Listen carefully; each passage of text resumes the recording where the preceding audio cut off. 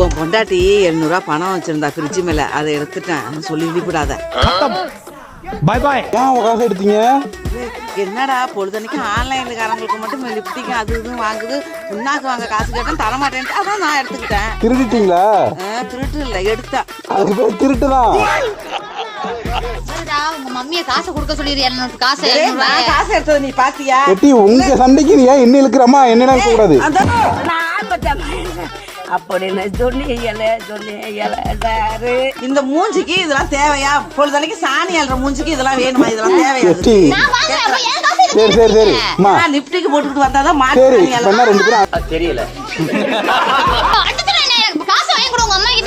நீயாச்சும் எங்க அம்மாவாச்சும் என்ன ஆளை விட்டுருங்க. எடுக்கவே இல்லை, எடுத்தேன்னு சொல்லுறா. அப்புறம் நான் கடுப்பாயிருவேன். நீ உருட்டுமா? உன் நல்ல மனசுக்கு நீ தான் ஜெயிப்ப.